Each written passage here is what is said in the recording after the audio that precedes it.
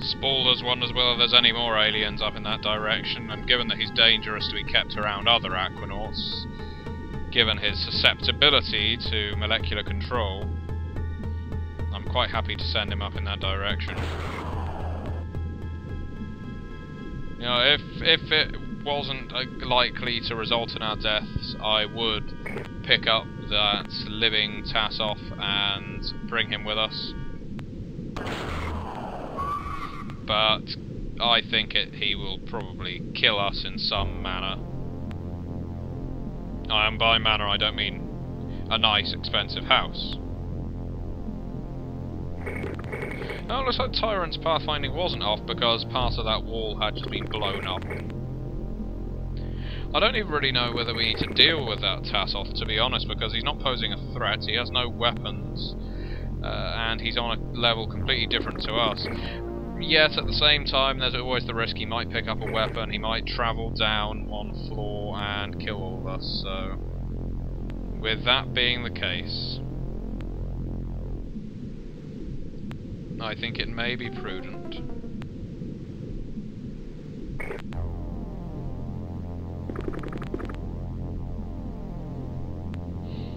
to kill it in some way, shape or form. And I'm going to have Callous Man join the group now rather than have him wandering off. What did this alien have on him? Ooh, a lovely sonic cannon. Shame we can't carry it, but we can carry the ammunition, and that's what we're going to do. And we're going to nick his grenade. Haha! Good job there wasn't a tentacular in there, I suppose. I don't think I've ever been in one of these things before, you know? It's not that exciting.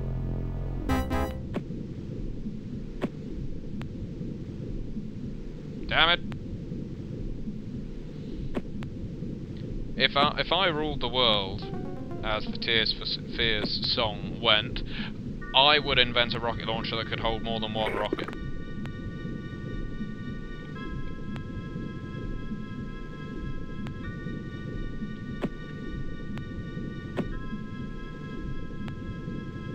But yeah, let's...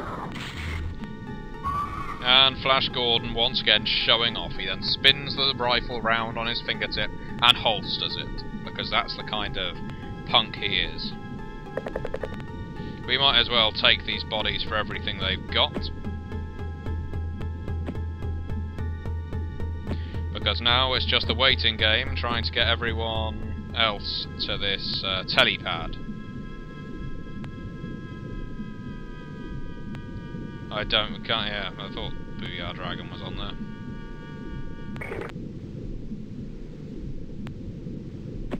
Oh, did the Tassoff drop his weapon?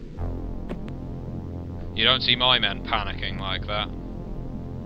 What the aliens need is discipline.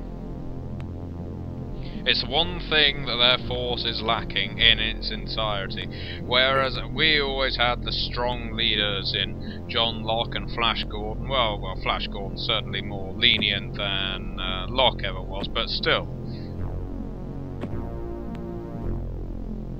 He has to call hard shots at times, and he doesn't enjoy it, but he does it. He does it because he's a leader. He's a leader of men and women.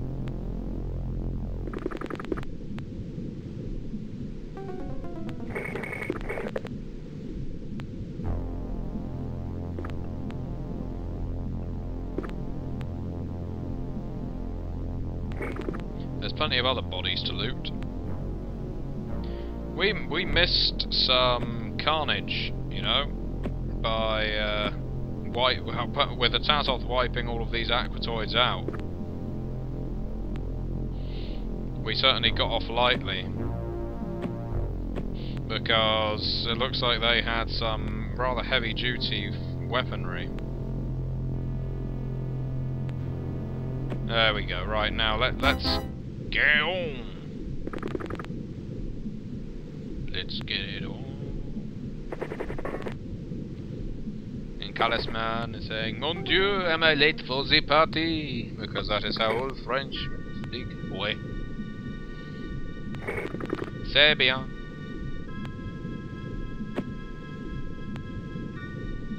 Mon Dieu, le cheval sur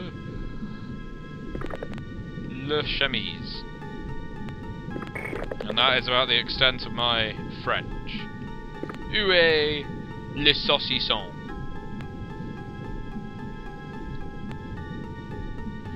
Je m'appelle Pierre, ouvrez la fenêtre et fermez la porte.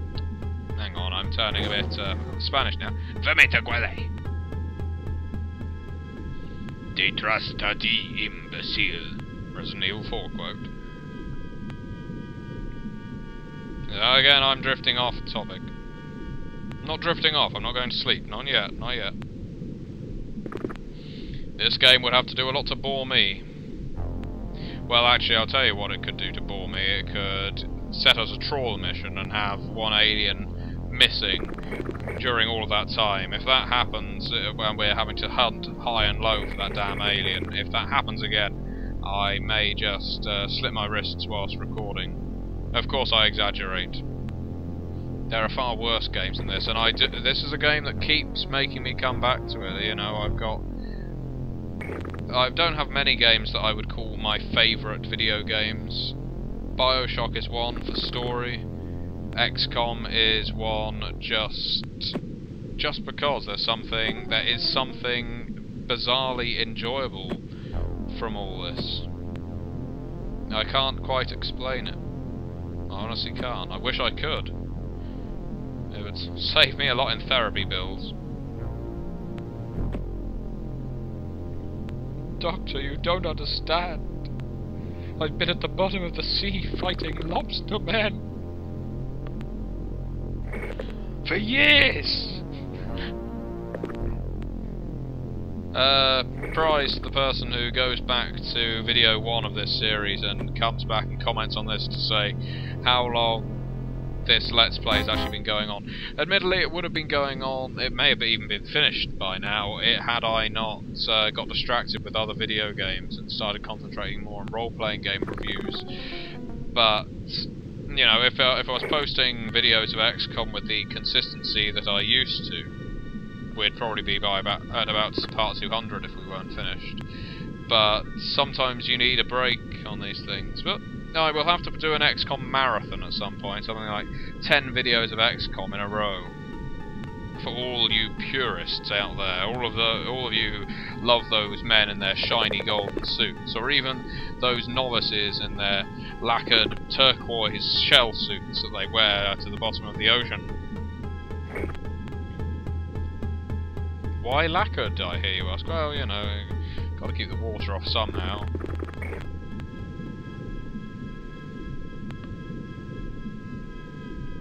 When I was young, everything was so wonderful.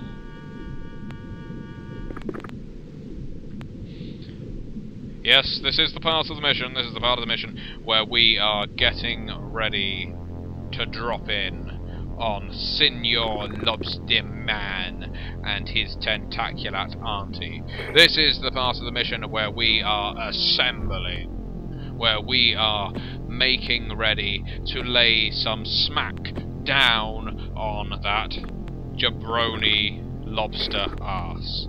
Does a lobster have an arse? I don't know how it excretes, but I imagine that it has something that passes for a rectum connected orifice. Erectile dysfunction. Oh, the emails I get about that. It's all spam, of course. All spam.